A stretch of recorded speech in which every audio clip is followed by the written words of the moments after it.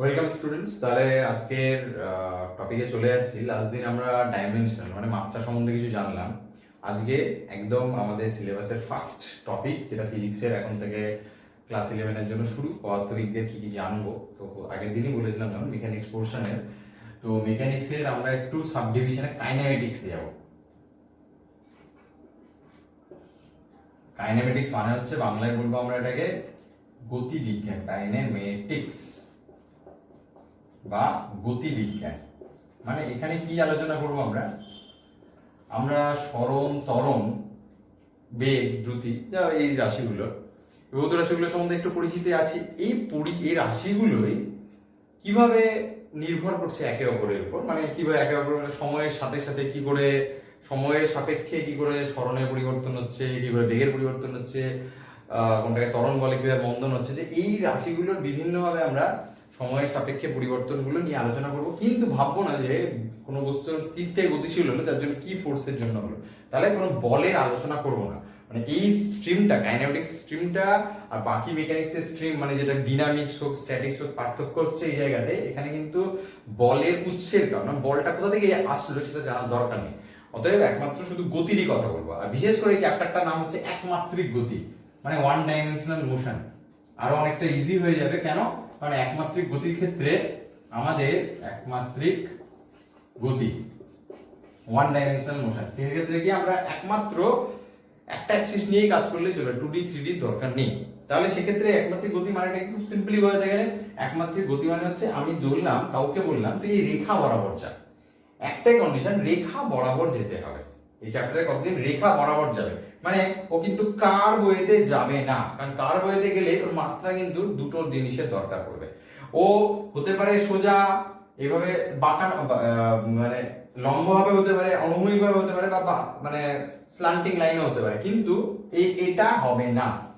এটা হবে, এটা হবে, সব হবে। তাহলে এই যে গতির আলোচনাটা, সেটা হচ্ছে এখন সিম্পলি কি দূরে একটা, এখান থেকে একটা দড়ি বাঁধে দিলাম, এই দড়ি বরাবর একজন যাচ্ছে, তার গতি করলে একমাত্রিক গতি। দ্বিমাত্রিক কি হয়ে, যে প্লেনের মধ্যে একটা প্লেন সারফেসে যদি কেউ মুভ করে তাকে বলে দ্বিমাত্রিক। ত্রিমাত্রিক মানে কি, একটা ফ্লাইট টেক অফ হলো, বা কোন একটা জিনিস ঝুলে আছে, তার পজিশনটা কি করবো, নিচ থেকে কতটা দূরত্ব, হাইটটা কতটা মাপবো, এক্স অ্যাক্সিস কত, ওখান থেকে কতটা দূরত্ব, এইভাবে আমরা ত্রিমাত্রিক। তো আমাদের দরকার হচ্ছে একমাত্রিক গতিটা নিয়ে আলোচনা করবো, ঠিক আছে?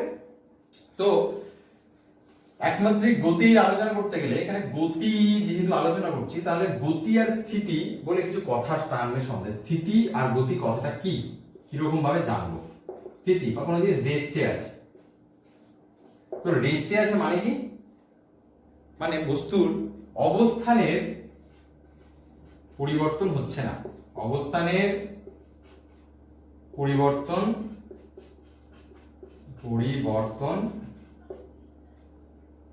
হয় না। কার সাথে? সময়ের সাথে।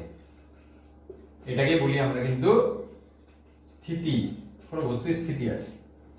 আচ্ছা, এটা কি সবকিছু হয়ে গেল এই সংজ্ঞার মধ্যে? কিছু একটা মিসিং থাকলো বলে মনে হচ্ছে, কারণ অবস্থানের পরিবর্তন হয় না সময়ের সাথে, তাকে বলবো স্থিতি। এটার ক্ষেত্রে দুটো জিনিস ধরলাম, আমরা তিন বন্ধু মিলে যাচ্ছি, যেতে যেতে দুই বন্ধু বললো আমি বাসে করে চললাম এক জায়গা থেকে আরেক জায়গায়, আরেকটা বন্ধু বললো না আমি যাবো না। মানে সাপোজ এখান থেকে এ ডেস্টিনেশন থেকে বি ডেস্টিনেশনে তিন বন্ধুর মধ্যে এক বন্ধু থেকে গেল আর দুই বন্ধু একসাথে যাতায়াত করলো, এখানে গেলে এখান থেকে এত দুজন একসাথে যাতায়াত করলো। তাহলে এর জন্য এদের দুজনেরই অবস্থার পরিবর্তন হলো, তার মানে এরা দুজন গতিতে আছে। কিন্তু এরা দুজন একে অপরের সাপেক্ষে কোনো অবস্থানের পরিবর্তন নেই, মানে তুই যেখানে ছিলিস আমিও সেখানে, মানে এর সাপেক্ষে এর অবস্থানের পরিবর্তন নেই। কারণ এ কি নিজের রেসপেক্টে দেখবে, তো ও যেখানে আছে পাশের জন্য সেখানে আছে। তাহলে এদের দুজনের মধ্যে ডিস্টেন্সের যেহেতু পরিবর্তন হচ্ছে না, একে অপরের সাপেক্ষে এরা হচ্ছে স্থিতি, কিন্তু এর সাপেক্ষে হচ্ছে আবার গতি। তাহলে এই যে ভাষাটায় যে আমরা অবস্থানের পরিবর্তন হয় না সময়ের সাথে, কিন্তু লিখতে হবে মোস্ট ইম্পর্টেন্ট দাদা পারিপার্শ্বিক বা সারাউন্ডিংস, পারিপার্শ্বিক অবস্থানের বা পারিপার্শ্বিকের সাপেক্ষে। তাহলে পারিপার্শ্বিক মানে সারাউন্ডিংস, মানে আশেপাশে কি আছে, কার রেসপেক্টে ধরছি আমি, সেটাকে বলছি পারিপার্শ্বিক। এটার সাপেক্ষে যদি পরিবর্তন না হয় তাহলে বলবো আমরা জিনিসটা স্থির আছে। মানে পৃথিবীর ক্ষেত্রে কি, পৃথিবী থেকে মানে আমি জাস্ট একটু সার্ফেসে যদি একটা রোড পাহাড় সবই কিন্তু স্থিতি, তাই না, সবই তো রেস্টে আছে। কিন্তু যেহেতু পৃথিবীও রোটেট করছে তার মানে ডেফিনেটলি ওরা রেস্টে নেই। তাহলে আমি এটা পৃথিবী রোটেট করছে কোথায়, পৃথিবীর থেকে বাইরে গিয়ে দেখবো হ্যাঁ পৃথিবীতে রোটেট করছে, তার মানে রোডটাও রোটেট করছে, ব্রিজটাও রোটেট করছে, নদীটাও রোটেট করছে, তার মানে নদীতে এমনি গতিশীল, মানে যেগুলো স্থিতি জড় হবে হিসেবে দেখি আমরা একদম এই সেই পজিশনেই থেকে যাবে যুগ পর যুগ, সেই জিনিসগুলোকে আমরা বলবো আমরা যে তাহলে একটা এই সংজ্ঞাতেও বেরিয়ে আসছে একটা জিনিস যে কোনো জিনিস পরম স্থিতি, মানে একটা স্থিতি তো স্থিতি থাকবেই, পরম স্থিতি বলে কোনো জিনিস হয় না। পরম স্থিতি বা অ্যাবসলিউট রেস্টে কোনো জিনিস থাকে না, মানে কোনো জিনিসকে বললাম এটা রেস্ট মানে রেস্টেই আছে না। যদি বলি সূর্য, দেখে মনে হচ্ছে আমাদের পৃথিবীর সাপেক্ষে রেস্টে আছে, আমরা অ্যাকচুয়ালি পৃথিবীর সাপেক্ষেও রেস্ট নেই, আমরা তো দেখতে পাই আমাদের সাপেক্ষে। যদি বলি সূর্য, আমরা যখন ফিজিক্স বা কোনো সায়েন্স আমরা কি বলবো, সূর্য আমাদের পূর্ব থেকে উঠে পশ্চিমে যাচ্ছে, তো ডেফিনেটলি সূর্যই মুভ করছে, আমরা তো দেখতে পাই না। একইভাবে যদি বাসে যদি আমরা যাই, তো বাসে যদি একটা লোক দাঁড়িয়ে থাকে, আমার বাস চলছে, তো বাসের সাপেক্ষে আমি স্থির, আমি দেখছি যে সিম্পলি আছি, আমার পাশের লোকটা যেখানে সেখানে, তো আমরা সবকিছু আশেপাশে গিয়ে দেখতে বাসের মধ্যে সব জিনিস আমার পক্ষে স্থিতি, আর বাসের বাইরে আমার পক্ষে সবকিছু গতিশীল। তাহলে যদি ধরি হ্যাঁ সূর্য, যদি ধরলাম হ্যাঁ আমি ওখানে গেলাম বাইরে, পৃথিবী পৃষ্ঠেরও বাইরে গেলাম, দেখলাম হ্যাঁ সত্যি সূর্যই পৃথিবী সূর্যকে প্রদক্ষিণ করছে, ঠিক আছে, তার মানে সূর্য স্থির না, সূর্য স্থির না, সূর্য মিল্কি ওয়ে গ্যালাক্সি চারিদিকে হচ্ছে, আবার ওই গ্যালাক্সি কোনো একটা গ্যালাক্সির কাছ থেকে দূরে যাচ্ছে বা কাছে আসছে, তো এইরকম বিভিন্ন রকম চলতেই থাকে। তার মানে কোনো জিনিস আমি অ্যাবসলিউট রেস্টে বলতে পারবো না।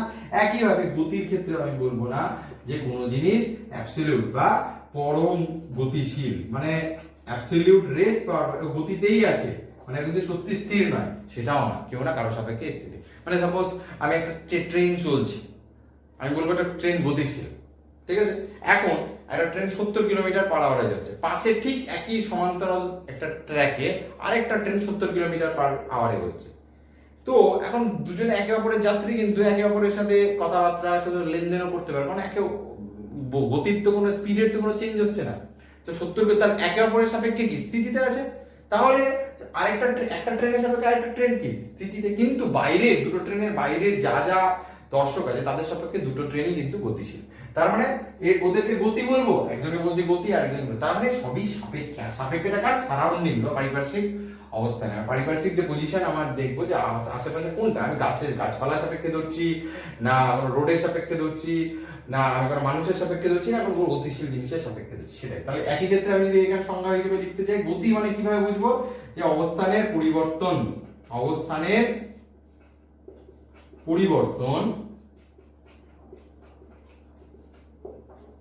সময়ের সাথে, ডেফিনেটলি সময়ের সাথে হতেই হবে, সময়ের সাথে হতেই হবে, সময় ফ্যাক্টর, কিন্তু সবচেয়ে বড়টা সেই আবার কার সাপেক্ষে, সারাউন্ডিংস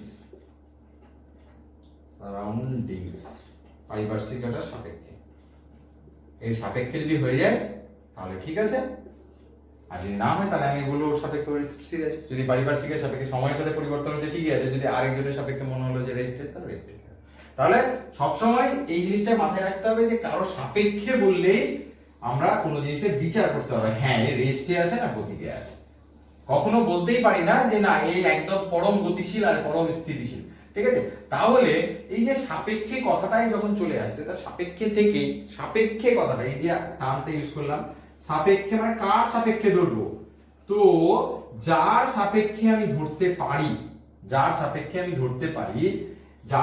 আমি কোনো জিনিসকে ধরলাম যে গতি স্থির, সেই জিনিসটাকে আমি নাম দিয়েছি নির্দেশ তন্ত্র। ইংরেজিতে রেফারেন্স ফ্রেম।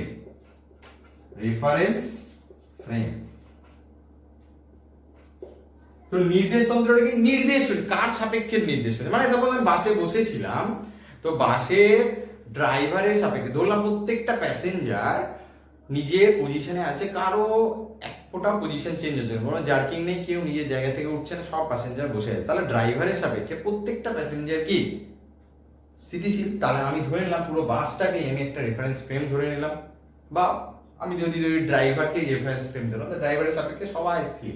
আমি যদি রেফারেন্স ফ্রেম চেঞ্জ করবো, এবার চেঞ্জ করতেই পারি। এখন আমি দেখলাম যে আমি আরেকটা পাশে বাসের বাহিরে একটা কোনো জিনিসকে ধরলাম রেফারেন্স ফ্রেম, ধরলাম আমি রোডটাকে ধরছি রেফারেন্স ফ্রেম, তো রোডটাকে কি দেখছি, রোডটা আস্তে আস্তে বিভিন্ন, আমি যদি মাইলস্টোন গুলোকে দেখি 1 কিলোমিটার 2 কিলোমিটার, ওইগুলো আস্তে আস্তে পিছনের দিকে চলে যাচ্ছে, তার মানে ওটা গতিশীল। তার মানে আমি যদি ধরি রোডের সাপেক্ষে তাহলে বাসটা গতিশীল, বা বাসের সাপেক্ষে যদি এই জিনিসটাকে যদি গতিশীল, তাহলে যে জিনিসটা সাপেক্ষে আমি ভাবতে চাইবো সেটা হচ্ছে আমার নির্দেশ তন্ত্র। ঠিক আছে, বোঝা গেল? এখন আমি যদি ধরি পৃথিবীকে আমি স্থির ধরে নিয়েছি, সেই হিসেবে পাহাড়ও স্থির, রোডও স্থির, ব্রিজও স্থির, সব স্থির, কারণ পৃথিবীকে আমি ধরে নিয়েছি স্থির, তাহলে এখানে রেফারেন্স ফ্রেমটাকে পৃথিবী। এখন যদি মহাজগৎটাকে, আমি যে মহাবিশ্বটাকে রেফারেন্স ফ্রেম, ডেফিনেটলি আমার ক্যালকুলেশন অনেক কিছু ঘাটতি থেকে যাবে, কারণ সেক্ষেত্রে আমি কিন্তু পৃথিবী কিন্তু রোটেট করছে, পৃথিবী কিন্তু গতিশীল, তার সাপেক্ষে মহাবিশ্বের সাপেক্ষে। তো সেক্ষেত্রে আমার রেফারেন্স ফ্রেমটা হচ্ছে সেই জিনিসটা চুজ করব যার সাপেক্ষে আমি কোনো জিনিসটার অবস্থান ঠিকঠাক ডিটারমাইন করতে পারবো। তাহলে কোনো জিনিসের যার সাপেক্ষে কোনো বস্তুর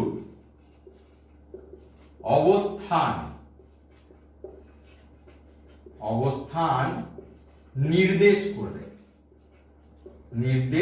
করা হয়। সংজ্ঞা লিখছি বোঝানোর জন্য, নট সংজ্ঞা ইম্পর্টেন্ট বা সংজ্ঞা এরকম মনে রাখার তো কিছু নেই, জাস্ট আমি বোঝাচ্ছি জিনিসগুলোর যে যার সাপেক্ষে কোনো বস্তুর অবস্থান নির্দেশ করছি, যার সাপেক্ষে, সেটাই হচ্ছে আমার এই। সাপোজ আমার একটা জিনিস যদি প্লেনে আছে, মানে প্লেন সমতলে আছে, সাপোজ একটা জিনিস ধরলাম এই বোর্ডের মধ্যে, সাপোজ এই বোর্ডের মধ্যে ধরলাম এই একটা বড়, এই একটা বিন্দুর কথাই বলি, একটা বিন্দু, এই বিন্দুটা বোর্ডের কোথায় আছে কি করে বোঝাবো? তো বলবো যে ধরলাম, আমি এটাকে ধরলাম, এটাকে আমি বলে দিচ্ছি, এটাকে আমি বললাম একটা অ্যাক্সিস, এটাকে একটা অ্যাক্সিস, আমি বলে দিলাম এটা এক্স অ্যাক্সিস, এটাকে বললাম ওয়াই অ্যাক্সিস, বোর্ডের কথা বলছি। তো কি বললাম, এই ওয়াই অ্যাক্সিস থেকে এতটা দূরে সামথিং বললাম, এখান থেকে 3 সেন্টিমিটার দূরে যদি বললাম, ঠিক আছে, আমি জাস্ট ক্যালকুলেশনের জন্য, তো ধরলাম 30 সেন্টিমিটার দূরে। এখান থেকে কি বললাম, এক্স অ্যাক্সিস থেকে ও হচ্ছে 40 সেন্টিমিটার দূরে।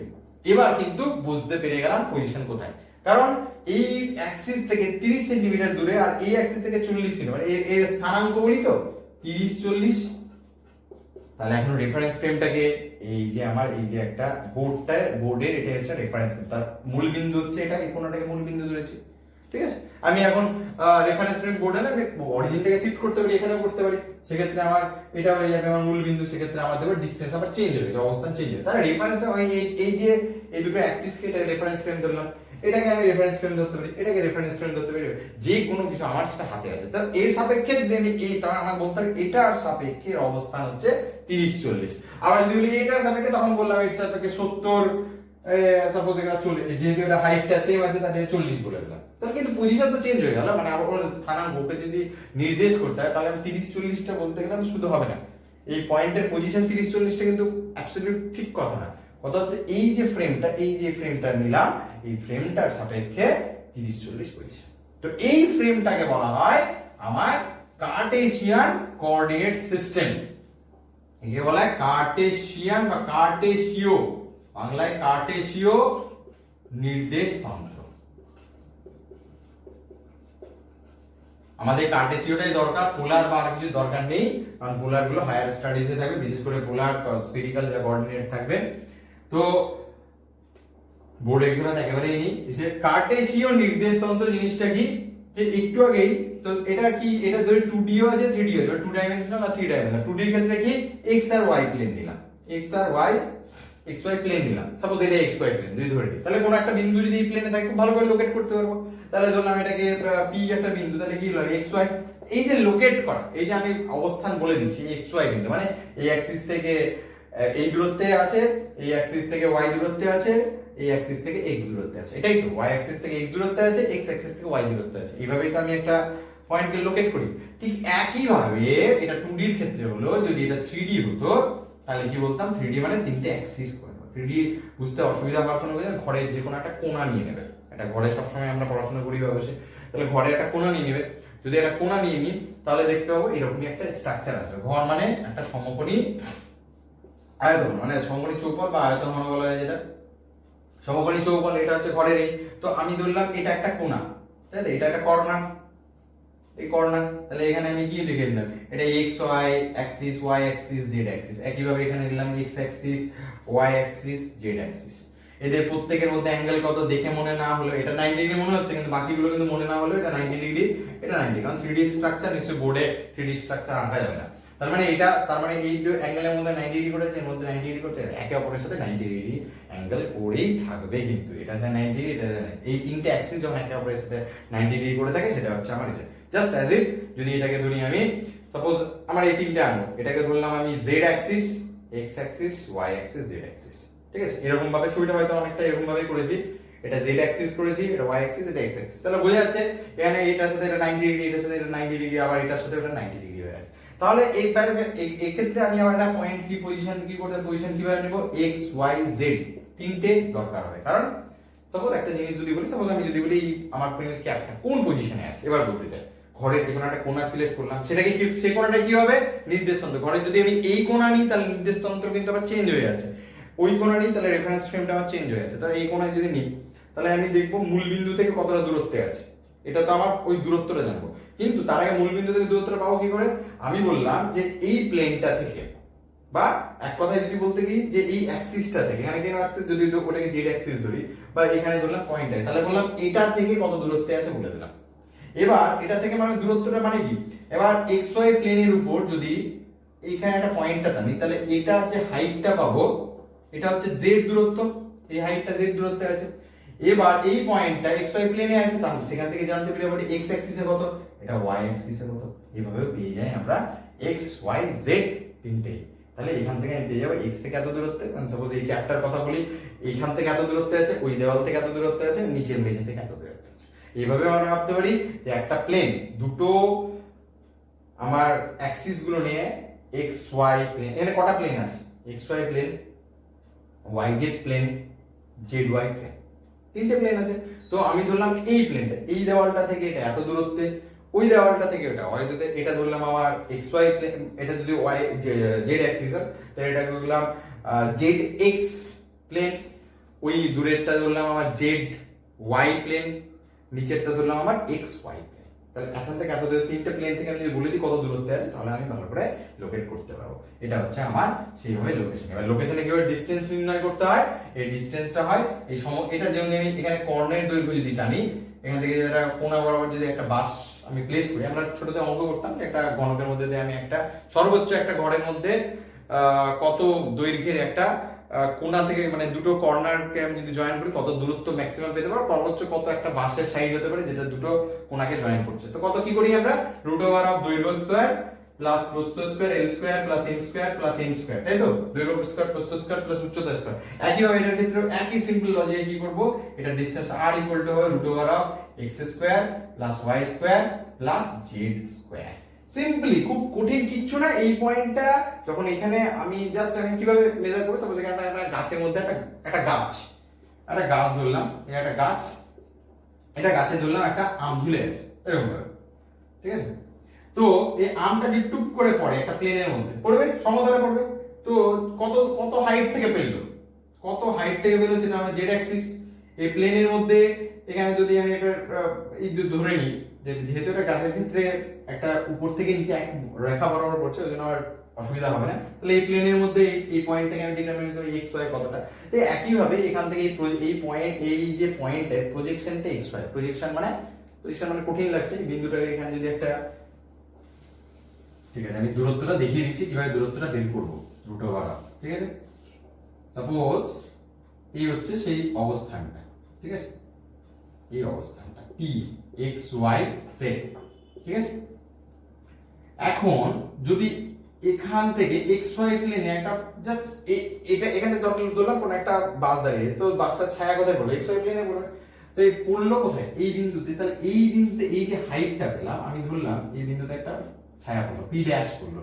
এই পি ড্যাশ হাইটটা কত, Z, definitely X Y Z, Z এই উচ্চতা। তো ভূমি থেকে এই জিনিসটা যত দূরত্বে উচ্চতায় আছে, সেটা এই পয়েন্টে যত উচ্চতায় আছে সেটা জেড অ্যাক্সিস, জেড। এবার এই পি ড্যাশ পয়েন্টটা কি করে আমি মান নির্ণয় করতে পারি, এক্স ওয়াই এর ক্ষেত্রে যদি একটা পয়েন্ট থাকতো, এবার কি করে এর দূরত্ব পেতাম, এর মূল বিন্দু থেকে কি করে পেতাম, এখানে ধর এক্স ওয়াই বিন্দু আছে, তাহলে কি করে পেতাম, এটা হচ্ছে আমার y, এটা হচ্ছে আমার x, এটা হচ্ছে x, এটা হচ্ছে y, তাই তো? তার মানে এটা দূরত্ব কিভাবে পাই, root over of x square plus y square. তাহলে এই ক্ষেত্রে কোন বিন্দুটা হবে, এই দৈর্ঘ্যটা হবে, এই দৈর্ঘ্যটা, এটা ও যদি নাম দিই ও পি ড্যাশ, ও ওপি ড্যাশ ইকুয়াল টু কি root over of x square plus y sorry plus y square, হ্যাঁ OP dash equal to x square plus y square. এখন তাহলে এটা নিশ্চয়ই প্লেনের উপর লম্ব হবে, এটা 90 ডিগ্রি, দেখে না মনে হলো এটা 90 ডিগ্রি, নিজেরা করে নেবে 90 ডিগ্রি। এটা যদি 90 ডিগ্রি হয় তাহলে এটা একটা সমকোণী ত্রিভুজ ও পি পি ড্যাশ, সমকোণী ত্রিভুজ হলে আমি খুব ইজিলি লিখতে পারি আমার কোন দৈর্ঘ্য আমরা OB এর দৈর্ঘ্য, তাহলে OP square equal to OP dash এর স্কয়ার প্লাস PP ড্যাশ এর স্কয়ার। তাহলে এখান থেকে আমি লিখতে পারি OP ড্যাশ এর স্কয়ার মানে x square plus y square, x square plus y square, আর OP ড্যাশ মানে সরি OP ড্যাশ মানে স্কয়ার আর PP ড্যাশ মানে z স্কয়ার। তাহলে এখান থেকে আমি দেখতে পাচ্ছি OP dash sorry OP equal to root over of x square plus y square plus z square. একই জিনিসটা কিন্তু পেয়ে গেলাম একদম সিম্পলি। এটা যদি লাগলে এই লাইন এই এটার দৈর্ঘ্য কোথা থেকে পাবো, এখান থেকে পাবো, আর এটার দৈর্ঘ্য OP ড্যাশ z স্কয়ার। তাহলে এই দূরত্বটা আমার জানা দরকার, মানে অরিজিন থেকে কত দূরত্বে, মানে একটু আগে যে বলছিলাম আমার এই ক্যাপটা আছে ওটা ঠিক কর্নার থেকে কত দূরত্বে। আবার এই কর্নার চেঞ্জ হয়ে যাবে যদি এই কর্নার থেকে দূরত্ব চেঞ্জ হবে, কারণ এই কোঅর্ডিনেট সিস্টেমে যদি z সিম্পলি সেম থাকলেও যেহেতু হাইটটা সেম আছে ভূমি x y প্লেন থেকে, z টা সেম থাকবে বাট x আর y চেঞ্জ হয়ে যাচ্ছে, তার জন্য কিন্তু এর দূরত্বটা এটার থেকে চেঞ্জ হয়ে যায়। আবার একটা জিনিস পজিশনটা কার সাপেক্ষে নিচ্ছি, আমার ক্ষেত্রে তখন ছিল কার্টেসিয়ান কোঅর্ডিনেট মানে অ্যাকচুয়াল রেফারেন্স ফ্রেম ছিল ওটা, আর এখান থেকে রেফারেন্স ফ্রেম এটা, ঠিক আছে। তাহলে বোঝা গেল এই হচ্ছে আমাদের রেফারেন্স ফ্রেমের আইডিয়া, খুব ইম্পর্টেন্ট, কাজে কাজে আমাদের প্রচুর লাগবে। যত ফিজিক্সের কনসেপ্টগুলো ডেভেলপ করবে, যতই আমরা প্রবলেম মানে নিউমেরিক্যাল গুলো বেশি বেশি করে করব, ঠিক আছে।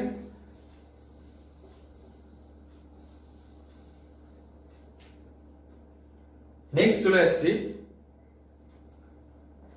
আমরা যে একমাত্রিক গতি যে আমাদের রাশিগুলো নিয়ে কাজ, কি কি রাশিগুলো নিয়ে যায়, সরণ, বেগ, ত্বরণ, তাই তো। এটার ক্ষেত্রে কি এটা দিয়ে স্কেলার, এটা দিয়ে ভেক্টরের কথায় আসি, ভেক্টর বা স্কেলারের শুধুমাত্র আমরা এখন পর্যন্ত ধরলাম স্কেলার ডেফিনেশনই জানি, এর মান দিক আছে, মান আছে, শুধুমাত্র দিক নেই। তো আপাতত জানছি না, কারণ নেক্সট আমরা চ্যাপ্টারে যখন ভালো করে ভেক্টরটা বলবো তখন ভালোভাবে আরো সুন্দরভাবে জানা যাবে। অতিক্রান্ত দূরত্ব এর ঠিক স্কেলার পার্টটাকে বলি আমরা, বেগের ক্ষেত্রে দ্রুতি বলি, ঠিক আছে। এটার ক্ষেত্রে ত্বরণটা যেহেতু আমরা ভেক্টর স্কেলার হিসেবে ব্যবহার করি ত্বরণ। তো অতিক্রান্ত দূরত্ব সরণের স্কেলার, তাহলে এক্ষেত্রে বেগের দূরত্ব, মানে খুব সিম্পলি আমি ছোট্ট একটা উদাহরণ দেবো, বেশি ডিটেইলস যাচ্ছে না কারণ এটা আমরা ক্লাস 7 এও পড়েছি, ক্লাস 9 এও পড়েছি, ঠিক আছে। তো ধরলাম একটা লোক এই এ বিন্দু থেকে বি বিন্দুতে গেল, এই পথ ধরে গেল, এর এই যে পথ ধরেও গেল তার দূরত্ব হচ্ছে এপি, এই যে কার্ভের এই যে দূরত্বটা এটা হচ্ছে আমি বললাম 100 মিটার। এখন যদি শুধু লম্বালম্বি এর ডিসটেন্স মাপা যায়, এই ডিসটেন্সটা সেটা হচ্ছে ধরলাম 40 মিটার, তাই তো। তাহলে এই 40 মিটারটা কি বলবো, ওর সরণ, তার দিক হয়ে যাবে এ থেকে বি এর দিকে, আর বি থেকে এ হলে আবার উল্টো হয়ে যাবে, মানে এই বরাবরই গেছে, ঠিক আছে। অতিক্রান্ত দূরত্বকে তো কোনো ডিরেকশনের ব্যাপার নেই, এটা কি হয়ে যাবে অতিক্রান্ত দূরত্ব। খুব সিম্পলি এই থেকে বি যেতে যদি এখান থেকে এখানে পুরো জিনিসটা আসতে সময় লেগেছিল ধরলাম 10 সেকেন্ড, তাহলে তার ক্ষেত্রে বেগ হয়ে যাবে কত 40/10 4 মিটার পার সেকেন্ড। দ্রুতি কত হয়ে যাবে অতিক্রান্ত দূরত্ব বাই সময়, মানে 100/10 10 মিটার পার সেকেন্ড।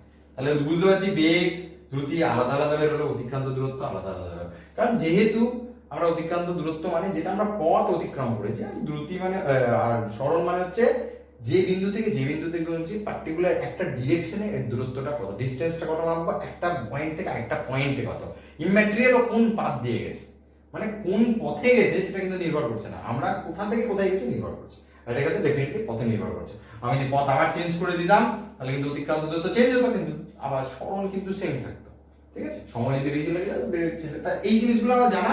আর ত্বরণ কি, ত্বরণ আবার হচ্ছে এই বেগের পরিবর্তনের হার, তো সরণ বা ত্বরণ এই জিনিসগুলো আর আমি ডিটেইলসে যাচ্ছি না যে কোনটাকে বেগ বলে সরণের পরিবর্তনের হার, কোনটাকে ত্বরণ বলে বেগের পরিবর্তনের হার, ঠিক আছে। তো এখন কিছু কিছু টার্ম আছে যেমন গড় বেগ,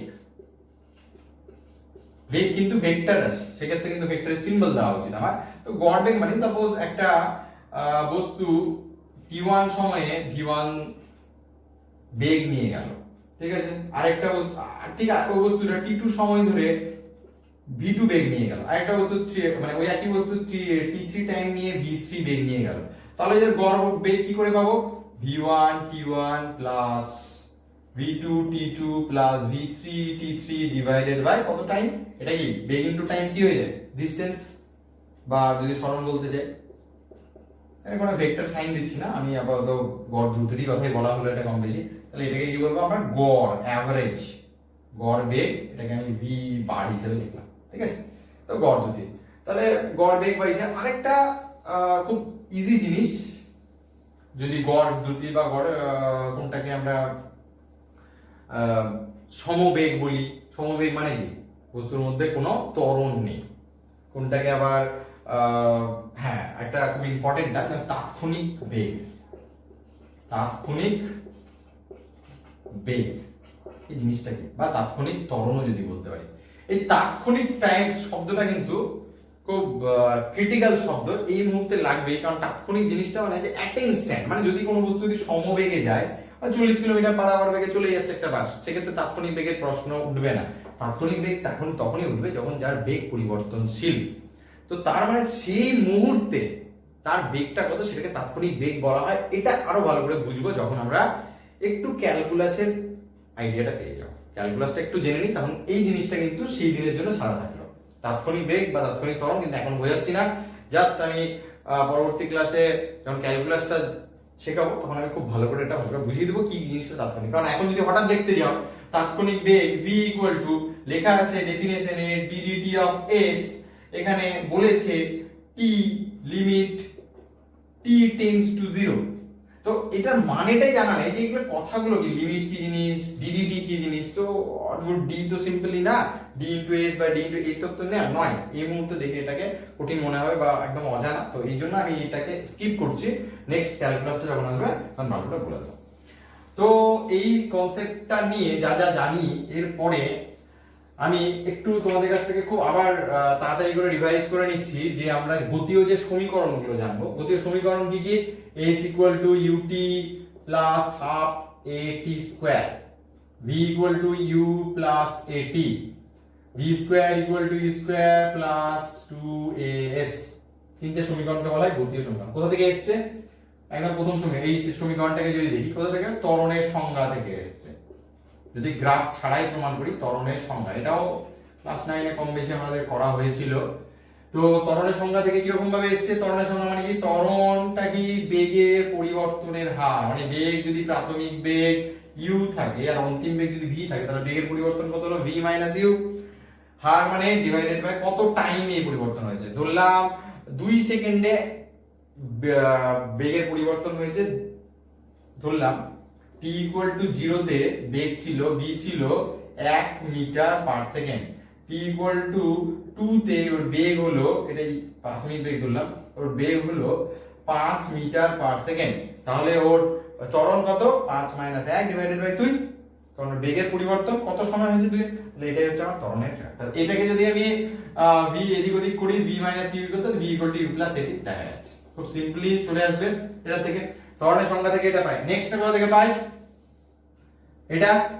এটা পাই গড় বেগের ধারণা থেকে। গড় বেগটা কি? প্রাথমিক বেগ u, অন্তিম বেগ যদি v হয় এটা হচ্ছে গড় বেগ। প্রাথমিক বেগ u, অন্তিম বেগ যদি v হয় এটা হচ্ছে গড় বেগ। তো গড় বেগে যদি জানি তাহলে মোট অতিক্রান্ত দূরত্ব s ইকুয়াল টু কি? গড় বেগ ইনটু টাইম। তাহলে u v এর জায়গায় কি লিখবো? u প্লাস at লিখবো ডিভাইডেড বাই 2t। তাহলে খুব ইজিলি আমি লিখতে পারি 280 যদি কেটে যায় এখান থেকে আবার ক্যালকুলেট করি u plus half at square. তাহলে খুব ইজিলি আমি কিন্তু আগে এইগুলো থেকেই পেয়ে যাচ্ছি। সিমিলারলি যদি আমি এটা দেখি, এটা কোথা থেকে আসলো? এটা আসলো এই যে ইকুয়েশনটাকে এটা যদি স্কয়ার করে দিই, v square equal two u square plus 2atu plus a square t square. এই ইকুয়েশনটাকে, ইকুয়েশন 2 কে আমি যদি স্কয়ার করে দিই, তাহলে এখান থেকে কি করবে? u square plus 2a common নিব, যদি কি পড়ে থাকবে? ut plus half at square. ut plus half at square মানে একটু আগে বললাম s, তাহলে u স্কয়ার প্লাস 2ax। তাহলে খুব সিম্পলি আমি কিন্তু তিনটে পেয়ে যাচ্ছি ইকুয়েশন কি করে আমি ডিরাইভ করতে হয়। ঠিক আছে, এগুলো জাস্ট একটু রিভিশনের মতো হচ্ছে, এগুলো কিন্তু আমাদের জানা। পরবর্তী তাহলে লাগবে আমাদের এই নিয়ে প্রচুর ম্যাথমেটিক্স আছে, নিউমেরিক্যালস আছে এই চ্যাপ্টারে, বেশিরভাগ থিওরি থেকে নিউমেরিক্যালসে বেশি, আসলে ফিজিক্সেই তাই বেশি, কিন্তু যাই হোক। তো নেক্সট আসছে যে গ্রাফের ধারণা। তো গ্রাফের বেসিক কি কি ধারণা আছে আমি দেখি, যে গ্রাফের কেমন ধারণা আছে আমাদের। তো গ্রাফের ইউজ করে আমরা কিন্তু এই ইকুয়েশনগুলো একবার ডিরাইভ করব। তো গ্রাফে একটা আমি সিম্পলি দুটো গ্রাফ একটা টাইপ সাইমultaneous এসটি গ্রাফ, আর একটা হচ্ছে আমার ভিটি গ্রাফ, মানে সময় বেগ সময় লেখচিত্র আর একটা দূরত্ব সময় লেখচিত্র।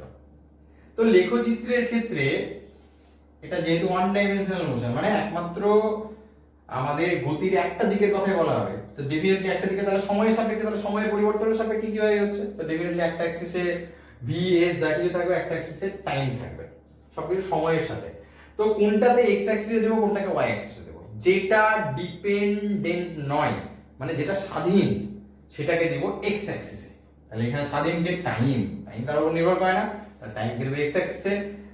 ডেফিনেটলি সময়ের সাথে বেগের পরিবর্তন হয়, তাহলে একে দেবো ওয়াই অ্যাক্সিসে। একইভাবে এক্স অ্যাক্সিসে দেবো টাইম, এক্স অ্যাক্সিসে দেবো এস। তাহলে এক্ষেত্রে স্বাধীন চলটা কে হচ্ছে, এই হচ্ছে স্বাধীন চল, স্বাধীন চল ডিপেন্ডেন্ট ইন্ডিপেন্ডেন্ট ভ্যারিয়েবল, আর এটা হচ্ছে আমার পরাধীন চল বা ডিপেন্ডেন্ট ভ্যারিয়েবল। একইভাবে এটাও ডিপেন্ডেন্ট ভ্যারিয়েবল, এটা হচ্ছে ইন্ডিপেন্ডেন্ট ভ্যারিয়েবল। ঠিক আছে, তাহলে আমি পাশাপাশি দুটো রাখলাম যাতে কম্পেয়ারও করতে পারবো। এবার বিভিন্ন গতির আলোচনা করব, কিসের গতির কথা। ফার্স্ট কেস ধরি, ঠিক আছে, ফার্স্ট কেস ধরছি, ঠিক আছে, এগুলো মিটিয়ে দিচ্ছি যাতে অসুবিধা না হয়। ফার্স্ট কেস হচ্ছে যদি বস্তুটা স্থির থাকে, তাহলে তার গ্রাফ কেমন হবে। স্থির থাকছে মানে কি, সময়ের সাথে সাথে অবস্থানের কোনো পরিবর্তন হবে না। তো এস তো অবস্থানই বোঝায়, তাহলে সময় বাড়ছে অবস্থান, ধরলাম বস্তুটা এই পজিশনেই ছিল, মানে এটাকে আমি যদি কেটে নিই 2, এটাকে 4, এটাকে 6 একক, এটাকে 8 একক, একক বলে বলছি, সেন্টিমিটার মিটার যাই করতে পারি। এটাকে ধরলাম আমার 1 সেকেন্ড, এটাকে 2 সেকেন্ড, এটাকে 3 সেকেন্ড, এটাকে 4 সেকেন্ড, সময় কাটিং করলাম।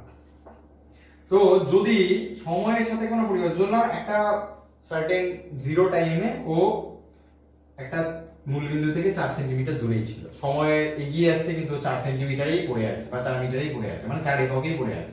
তাহলে কি করবে, এর গ্রাফ কেমন হবে, একদম স্ট্রেট লাইন এক্স অ্যাক্সিসে পড়া সমান্তরাল। তাহলে এক্স অ্যাক্সিস যদি ও মূল বিন্দুতে থাকতো তাহলে মূল বিন্দুতেই থেকে যাক, মানে মূল বিন্দুতে যদি টাইম j = 0 তে থাকতো তাহলে মূল বিন্দুতে, তাহলে এক্স অক্ষ বা এক্স অক্ষের সমান্তরাল হচ্ছে যদি বস্তু স্থির থাকে।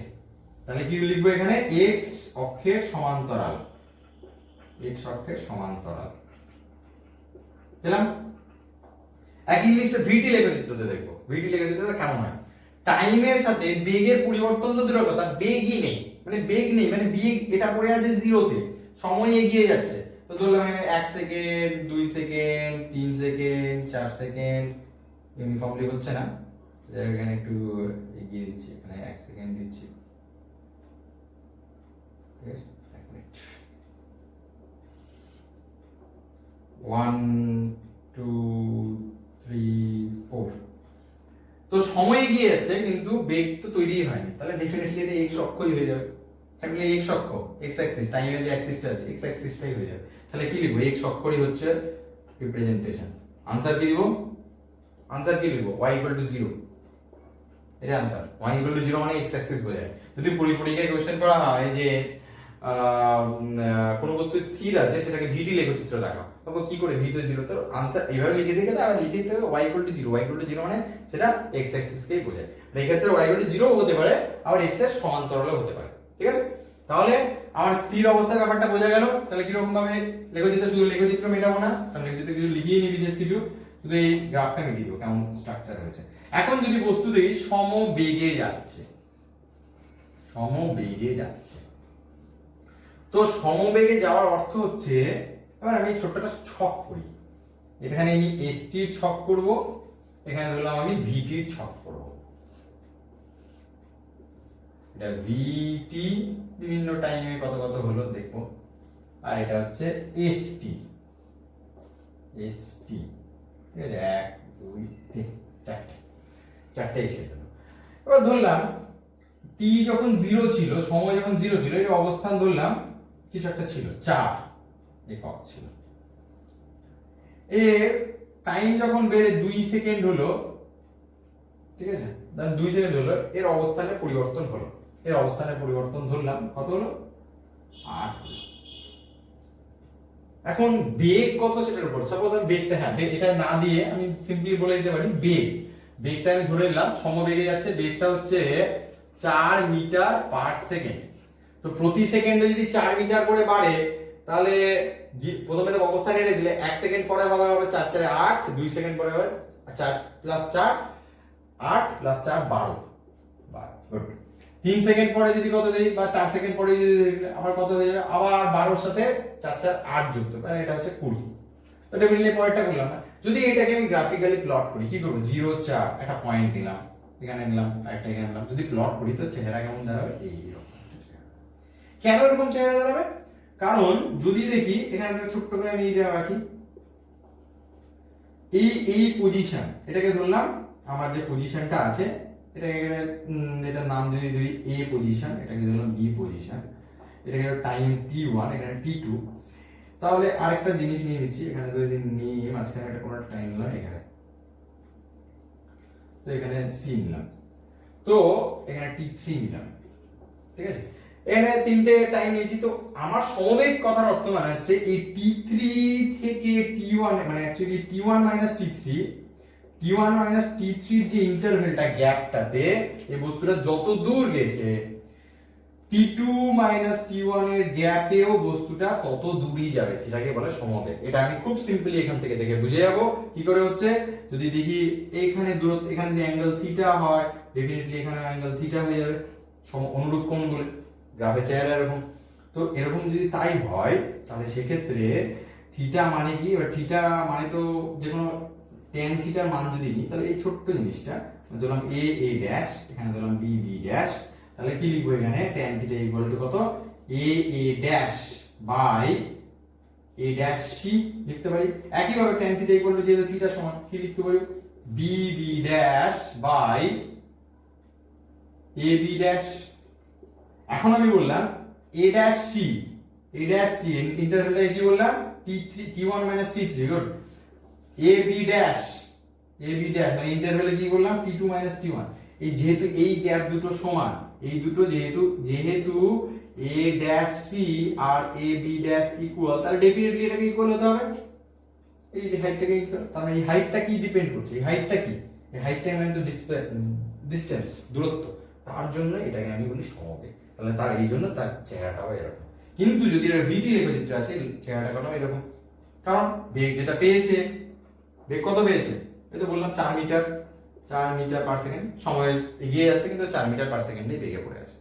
তাহলে দেখতে পাচ্ছি গ্রাফের নেচার চেঞ্জ হচ্ছে, মানে কখনো সরল রেখা মানে সমান্তরাল হচ্ছে, কখনো আবার সেই একই জিনিসটার জন্য গ্রাফ কিন্তু আবার স্লোপ বরাবর। এই জিনিসটা কি বলে, যেহেতু এটাকে কি ছিল, থিটা ইকুয়াল টু 0 ছিল, এখানে থিটা ইকুয়াল টু কিন্তু কিছু একটা আছে, tan থিটার ভ্যালুটা সমান, তার জন্য স্লোপটা সমান। এই স্লোপটা কি করছে, স্লোপটা কি ডিফাইন করছে, এই ক্ষেত্রে স্লোপটা কি বোঝাচ্ছে, এসটি গ্রাফের ক্ষেত্রে স্লোপ কি বোঝায়, বেগ বোঝাচ্ছে এটা।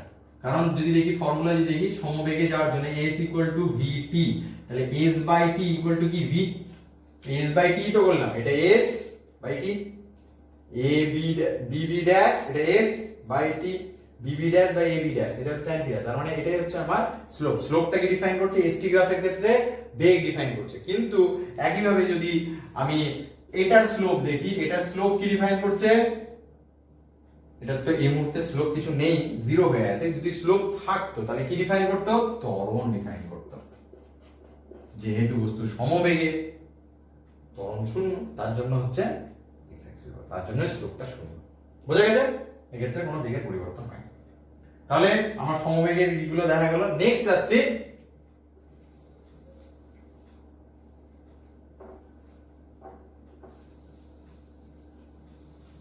মিটিয়ে দিই, পরে ভালো করে করছি। নেক্সট আসছি বস্তু যদি সমত্বরণে যায়। বস্তু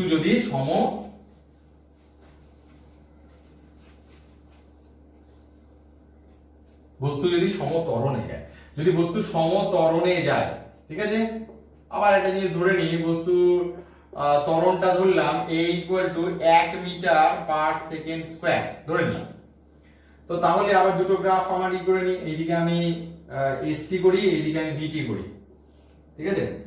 তাহলে এইদিকে আমার হচ্ছে এখানে হচ্ছে b, এখানে হচ্ছে t টাইম, এখানে হচ্ছে s, এটা হচ্ছে টাইম t। তাহলে st আর bt লেখচিত্রগুলো কেমন কেমন হবে? তাহলে st এর ক্ষেত্রে কেমন হয়ে যাবে সমত্বরণে। এবার একটা জিনিস দেখো, যদি সমত্বরণের ক্ষেত্রে বলি, তাহলে এবার যে ইন্টারভেলটা একটু আগের ক্ষেত্রে সমান সমান ছিল, মানে সমান ইন্টারভেলে সমান দূরত্ব অতিক্রম করছে। এখন কিন্তু যেহেতু বেগেরও পরিবর্তন হচ্ছে, তাহলে হবে না। মানে সাপোজ যদি ধরি যে আমার প্রথমে বেগ ছিল কি বলেছিলাম 4 মিটার পার সেকেন্ড, যদি বেগ হয়, ঠিক আছে, 1 মিটার পার সেকেন্ড স্কয়ার করে বাড়ছে, যদি t = 0 তে এটা বেগ থাকে 4 মিটার পার সেকেন্ড, তাহলে t = 1 এর বেগ কত হয়ে যাবে? 1 মিটার পার সেকেন্ড স্কয়ার মানে 5 মিটার পার সেকেন্ড। t2 তে বেগ কত হয়ে যাবে? 6 মিটার পার সেকেন্ড। মানে এক এক করে তো বাড়ছে, কারণ যেহেতু বাড়বে কি ত্বরণের ইসের জন্যই বাড়ছে, প্রতি সেকেন্ডে এক এক করে বাড়ছে, এটা মানে হচ্ছে প্রতি সেকেন্ডে। তাহলে বেগ যেহেতু সময়ের সাথে যেহেতু বেগ বাড়ছে, বেগটা স্টেডি নেই, তার জন্য আমার কিন্তু দূরত্বটাও ভ্যারি করছে। আমরা যদি ইকুয়েশন ওয়াইজ দেখি a = ut + ½ t², তাই তো? তার মানে s কিন্তু প্রপোর্শনাল টু t স্কয়ার। তার মানে এটা কিন্তু স্ট্রেট লাইনের সমীকরণই নয়। পরে আমরা দেখব যখন লিনিয়ার সমীকরণ, কোনো ঘাত ছাড়া সমীকরণ হয়, সরল রেখা সমীকরণ, আর যদি ঘাতযুক্ত সমীকরণ হয় সেটা হচ্ছে আমার আইদার প্যারাবোলা, যদি যেহেতু দ্বিঘাত থাকে এখানে আমি লিখতে পারি এটা অধিবৃত্তাকার একটা রূপ নেবে, যদি দূরত্ব 0 থেকে শুরু করে এই রকম রূপ নেবে। এটা হচ্ছে আমার সমত্বরণে আছে। কি করে বুঝো ত্বরণে যাচ্ছে কিনা? একটু আগে তো আমি স্লোপ বোঝালাম, কি করে বের করতে হয়। স্লোপ মানে কি, জাস্ট কোনো একটা নততল কতটা x অ্যাক্সিসের সাথে কতটা অ্যাঙ্গেল করে থাকছে, ওটা tan থিটা বের করলে স্লোপ পেয়ে যাবো। তাহলে ওটার ক্ষেত্রে tan থিটা যেহেতু স্লোপ পেয়ে যাব, তাহলে এখন যদি বলি তাহলে কার্ভের ক্ষেত্রে স্লোপটা কি করে পাবো? কার্ভের ক্ষেত্রে স্লোপটা পাবো যে কোনো পয়েন্টে যদি আমি স্পর্শক অঙ্কন করি। তাহলে এখান থেকে দেখতে পাচ্ছি স্লোপ কত, θ1 যদি ধরি, এক্ষেত্রে যদি স্লোপটা করি, এক্ষেত্রে স্লোপটা হচ্ছে এতটা স্লোপ, যদি ধরলাম এই পয়েন্টে স্লোপ মানে কি, ওই পয়েন্টে আমি স্পর্শক অঙ্কন করব। বৃত্তের ক্ষেত্রে আমরা স্পর্শক যেমন যে কোনো বিন্দুতে অঙ্কন করেছি, যেমন স্লোপ একই কথা, একটা এটা তো আর্ক, একটা বক্ররেখা, তো বক্ররেখার ক্ষেত্রে যে কোনো পয়েন্টে আমি যদি স্লোপ অঙ্কন করি, তাহলে এক্ষেত্রে দেখতে পাই স্লোপ অঙ্কন করলে আবার x অ্যাক্সিসে কত অ্যাঙ্গেল করে থাকছে θ2, যেহেতু θ2 গ্রেটার দ্যান θ1, θ2 দেখেই বলছে বড় θ1 এর থেকে, এক্ষেত্রে যদি স্লোপ নিই, যে স্লোপটা এটা এতটা ইয়ে হয়েছে, তার θ3 হয়ে যাচ্ছে, এটা আরো বড় হয়ে যাচ্ছে, তাহলে θ3 গ্রেটার দ্যান θ2। তার মানেটা কি, থিটাটা কি রিপ্রেজেন্ট করছিল, কি বলেছিলাম একটু আগে গ্রাফের কথা, st লেখচিত্রে স্লোপটা কি নির্দেশ করে, বেগ নির্দেশ করে। তাহলে এর ক্ষেত্রে বেগটা আস্তে আস্তে বাড়ছে।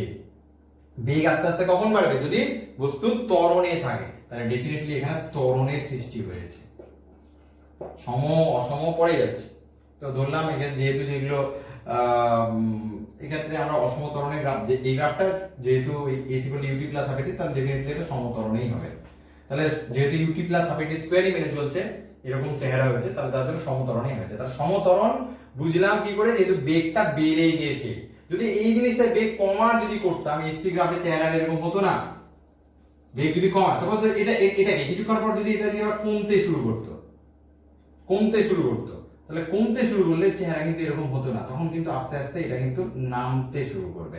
মানে যদি দেখায় যে কোনো জিনিসের যদি একটা বেগ থাকে, তারপর থেকে ওটা কি করে, মানে সাপোজ যদি আমি এই রকম চেহারাটা হয়ে যায়, এক্ষেত্রে দেখো কি করে বুঝবো যে এটা সমত্বরণ নেই, সমমন্দন হয়ে গেছে।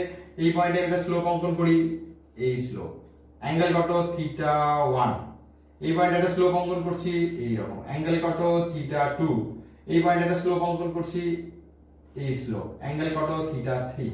আস্তে আস্তে দেখতে পাচ্ছি θ3 ছোট হচ্ছে, θ2 আরেকটু ছোট হয়েছে θ1 এর থেকে, তাহলে আস্তে আস্তে দেখতে পাচ্ছি অ্যাঙ্গেলটা ছোট হচ্ছে। অ্যাঙ্গেল ছোট মানে স্লোপ ছোট, মানে বেগ আস্তে আস্তে কমছে, তার মানে এটা ডেফিনেটলি সমত্বরণ নয়, এটা সমমন্দন। এরকম চেহারা একই রকম। তাহলে st গ্রাফের ক্ষেত্রে আমি বুঝলাম সমত্বরণ সমমন্দনের কেমন হয়, ঠিক আছে? এই গ্রাফগুলো কিন্তু ভালোভাবে এসে নেক্সট আমি কিন্তু গ্রাফের কিছু প্র্যাকটিস সেটাও করাবো। কিন্তু যদি বলি এবার ভিটি গ্রাফের ক্ষেত্রে কেমন হয়ে যাবে, ভিটি গ্রাফের ক্ষেত্রে কি হয়ে যাচ্ছে, একটা সম কথা ইউজ করেছি, মানে স্লোপটা কি ডিটারমাইন করছে, স্লোপটা নির্দেশ করছে যে আমার কতটা বেগে পরিবর্তন হয়েছে, মানে ত্বরণ। তাহলে এই ক্ষেত্রে যদি সাপোজ বেগ শূন্য থেকে হয়, শূন্য থেকে বেগটা বা কিছু একটা ছিল, তো একটু আগে 4 সেন্টিমিটার প্রথমে বলেছিলাম বেগ সমবেগ নিয়ে চলেছে, তাহলে 4 সেন্টিমিটার প্রথমে বেগ যদি থাকে তাহলে সেক্ষেত্রে সম ত্বরণ মানে স্লোপ হয়ে যাবে সমান। একটু আগের ক্ষেত্রে যেমন সমবেগের ক্ষেত্রে যেমন লেখচিত্রটা অঙ্কন করেছিলাম, এসটির ক্ষেত্রে যেহেতু সমবেগ স্লোপ কি, এসটির স্লোপ কি নির্দেশ করছে বেগ, ভিটির স্লোপ কি নির্দেশ করেছে ত্বরণ, তাই তো? তার জন্য চেহারাটা হয়ে যাবে এরকম। সেখান থেকে আমি আর কোনো কিছু অসুবিধা নেই, কারণ এটা যদি থিটা হয়ে যায় তাহলে ক্ষেত্রে আমি ত্বরণের যে কোনো মান আমি পেয়ে যেতে পারি। সাপোজ যদি এই বিন্দুতে থেকে এই বিন্দুতে ত্বরণের, কারণ এখান থেকে এখানে যদি বলি যে কোনো একটা বিন্দুতে, ধরলাম আমি 3টে বিন্দুর কথা ধরেছি, তাহলে এইখানে থিটার যা ভ্যালু পাবো ডেফিনেটলি এখানে থিটার যা ভ্যালু একই পাবো, কারণ এটা পরস্পরের কি কোণ, অনুরূপ কোণ। তাহলে যেহেতু থিটার ভ্যালুগুলো একই পাবো তাহলে ডেফিনেটলি ত্বরণের ভ্যালুটা একই। এটা হচ্ছে আমার সমত্বরণের ইকুয়েশন, সরি গ্রাফ, সমত্বরণের গ্রাফ। ঠিক আছে? তাহলে সমত্বরণের ক্ষেত্রে গ্রাফের চেহারা হয়ে যাবে এরকম। আর সময়ের সাথে সাথে আমার বেগের পরিবর্তন যে হচ্ছে, কিন্তু বেগের পরিবর্তন ইউনিফর্ম, মানে বেগের পরিবর্তন এক করেই বাড়ছে। এবার যদি এক করে বাড়ছে 2 করে, তখন কিন্তু আবার নেচারটা চেঞ্জ হয়ে যাবে, এই যাবে এই আসবে, বিভিন্ন টাইপের হতে পারে। ঠিক আছে? তখন গ্রাফের ডিসকাশন করতে বেসিক কনসেপ্টটা যাতে ক্লিয়ার থাকে, কখন আমরা প্যারাবোলা মানে বাঁকানো হবে বা সোজা লাইন হবে, স্ট্রেট লাইন হবে, এটা কিন্তু যাতে কনসেপ্ট ঠিক থাকে। ঠিক আছে? এখান থেকে আমি খুব ছোট্ট করে একটা দেখাচ্ছি, বাকিগুলো কিন্তু টাস্ক হিসেবে থাকবে। গ্রাফের রিপ্রেজেন্টেশনে যে গতীয় সমীকরণগুলো সলভ করে দিলাম, S equal to UT plus হবে, 3টে যে ইকুয়েশন আছে খুব সহজে সলভ করা যাবে। আমি একটা জাস্ট দেখিয়ে দিচ্ছি, বাকি সহজ। একটা u equal v equal to you plus, এটি খুবই সহজ, এটা জাস্ট গ্রাফ আঁকলেই হয়ে যায়। আর v square equal to u square plus 2s, খুবই ইজি, জাস্ট একটু দেখে নেবে। একটু এদিকে আমি just S equal to UT plus half square দেখিয়ে দিচ্ছি কিভাবে হয়। S equal to UT plus half square কি করে হয়, সাপোজ আমি যদি এই গ্রাফটা ধরতাম, বা এত কঠিন নয়, আমি সিম্পলি সমবেগের গ্রাফ যদি ধরতাম, এটা টাইম ছিল, এটা ভেলোসিটি ভি ছিল। সাপোজ যদি বলতাম টাইম বার কত দূর গেল, কি করে বুঝবো, কি করে বুঝবো? এস ইকুয়াল টু ফর্মুলা কি, ভিটি। তাহলে সাপোজ এটা একটা আয়তক্ষেত্রের মতো হয়েছে, এটা আয়তক্ষেত্রের দৈর্ঘ্য একটু প্রস্থ যদি গুণ করে দিই তাহলে দূরত্ব পাচ্ছি। তার মানেটা কি, যে এরিয়া আন্ডার দা কার্ভ, মানে কার্ভ এর ক্ষেত্রে area under the graph, actually যে স্ট্রেট লাইন হলে স্ট্রেট লাইন, কার্ভ হলে কার্ভ, এর যে এরিয়াটা, এই যে ক্ষেত্রফলটা, এই ক্ষেত্রফলটাই নির্দেশ করছে দূরত্ব কতটা হলো। তাহলে কি এক কথায় লিখবো, যে ভিটি লেখচিত্রে যেটা ক্ষেত্রফল বেরোবে, সেই ক্ষেত্রফলটা ডেফিনেটলি দূরত্ব পাবো, ডেফিনেটলি দূরত্ব পাবো। তাহলে একটু আগে যেমন সমত্বরণের ক্ষেত্রে তো s equal to UT plus half এর ফর্মুলা, তাহলে সমত্বরণের ইকুয়েশন কি, s equal to UT plus, sorry, সমত্বরণের গ্রাফের চেহারা কেমন এইরকম। যদি এখান থেকেই ধরি, যদি প্রাথমিক বেগ ধরলাম ইউ ছিল, এটা হচ্ছে আর অন্তিম বেগ, তাই তো? যদি নাম দিয়ে দিই ও এ বি সি এরকম নাম যদি দিয়ে দিই, তাহলে আমি ডান দিকে লিখে যাচ্ছি ও এ ইকুয়াল টু কি প্রাথমিক বেগ u, B C equal to কি অন্তিম বেগ ভি। ঠিক আছে? ও সি ইকুয়াল টু কি ডেফিনেটলি টাইম, এটা ও সিটা কি টাইম বোঝাচ্ছে, এটা ভি লেখচিত্র, এটা ভি। তাহলে এই যে পুরো গ্রাফটা, এই যে পুরো এরিয়াটা, তো এই এরিয়াটাকে আমি দুটো ভাগে ভাগ করতে পারি। একটা আমি এইভাবে বলতে পারি, একটা আয়তক্ষেত্র, আর একটা হচ্ছে ত্রিভুজ, বা আমি ডিরেক্টলিও বলতে পারি ট্র্যাপিজিয়ামের থ্রু দিয়েও বলতে পারি। তো এই ট্র্যাপিজিয়ামের যদি ফর্মুলা না মনে থাকে আমি এভাবে করতে পারি। ট্র্যাপিজিয়ামের ফর্মুলা কি, হাফ ইনটু সমান্তরাল বাহুদ্বয়ের, এটা সমান্তরাল বাহুদ্বয়ের দৈর্ঘ্যের দুটো half into AB plus BC into দুটোর বাহুদ্বয়ের মধ্যে দূরত্ব ওসি। এটা যদি পরপর বসাই মানগুলো, আমি ডেফিনেটলি ফর্মুলায় চলে আসবে। আর যদি মনে করছি যে আমার ফর্মুলা মনে নেই, তাহলে আমি কি করবো, আয়তক্ষেত্রের করব। আয়তক্ষেত্রের মানে কি করব, এরিয়াটা টোটাল এরিয়া কত হয়ে যাবে, trapezium O A B C এর এরিয়া ইকুয়াল টু কত হয়ে যাবে, আয়তক্ষেত্র ও এ, এটার নাম দিয়ে দিচ্ছি ডি, ডি সি রেডিয়া প্লাস ত্রিভুজ এ বি ডি রেডিয়া, তাই তো? তাহলে এটার এরিয়া কত? দৈর্ঘ্য ইনটু প্রস্থ, এটা কত? টাইম টি, তাহলে ইউ ইনটু টি, খুব ইজিলি পেয়ে গেলাম। এই এবিডি মানে কি? এবিডি মানে হচ্ছে হাফ ইনটু ভূমি ইনটু উচ্চতা, হাফ ইনটু ভূমি মানে হচ্ছে টাইম, উচ্চতা কত? বিডি। এবার উচ্চতা বিডি কোথা থেকে পেলাম? এই যে আমরা V equal to you plus এটির গ্রাফগুলো করছি, এখানে কি বিডি মানে কি বোঝাচ্ছে? বিডি মানে কি? বিসি মানে হচ্ছে আমার, বিডি মানে হচ্ছে আমি বিসি মাইনাস, বিডি মানে হচ্ছে আমার বিসি মাইনাস সিডি। তো বিসি মানে কি? বিসি মানে হচ্ছে আমার অন্তিম বেগ কত, ভি, তো এই লিখেছি বিসি মানে ভি। আর সিডি বা ওএ সেম, তাহলে বিডি মানে কি? V minus U. তো ভি মাইনাস ইউ কথাটার অর্থ কি? ভি মাইনাস ইউ মানে হচ্ছে কতটা বেগের পরিবর্তন হয়েছে। তো বেগের পরিবর্তন কতটা হবে, কতটা সময় লেগেছে ইনটু ওর ত্বরণ কত, তাই তো? সেভাবেই তো পাই। তাহলে এটা এটি, তাহলে এখান থেকে জাস্ট আমি এটিটা প্লেস করে দেবো, বা এটা লিখতে পারি ইনটু, হ্যাঁ বিডি, তো বিডি জায়গায় আমি জাস্ট এটি প্লেস করে দেবো, চলে আসছে ইউটি প্লাস হাফ এটি স্কয়ার। ঠিক আছে? তাহলে এই গ্রাফের মাধ্যমে রিপ্রেজেন্টেশনের পরেই, ঠিক আছে, কিন্তু খুব ইজিলি, কোনো কিছু কঠিন নেই, বাইরে একটু প্র্যাকটিস করবে না দেখে নিজেরা। এই দুটো, এই প্রথমটা তো খুব ইজিলি হয়ে যাবে, দ্বিতীয়টাও এইখান থেকেই আসে, কোনো আলাদা গ্রাফ নেই, নিজেরা একটু ক্যালকুলেশন এদিক ওদিক করবে, ঠিক হয়ে যাবে। ঠিক আছে? না হলে নেক্সট দিন আমি দেখিয়ে দেবো, নেক্সট ক্লাসে ক্যালকুলাস শুরু হবে। আর যদি ক্যালকুলাস শুরুর আগে জাস্ট একটা ছোট্ট ফ্রি ফলিং বডি, যেহেতু ভিডিওটা লেন্দি করছি না, ফ্রি ফলিং মানে অবাধে পতনশীল বস্তুর ক্ষেত্রেও যে তিনটে সমীকরণগুলো, এই সমীকরণগুলো মেনে চলে, জাস্ট একটু দেখিয়ে কিন্তু নেক্সট আমরা ক্যালকুলাস চলে যাবো। ঠিক আছে? তো ততক্ষণে পর্যন্ত ভালোভাবে ওয়ান ডাইমেনশনাল মোশনটা পড়ো। আর যদি কোনো অসুবিধা কোনো পার্টিকুলার সেকশনে থাকে, বলেছি কমেন্ট সেকশনে কিন্তু জানাতে, যার জন্য কিন্তু আমি রিপ্লাইও দিতে পারি। ঠিক আছে? তোমাদের রিকোয়ারমেন্ট অনুযায়ী। ওকে, তাহলে thank you for watching, next ভিডিওতে আবার দেখা।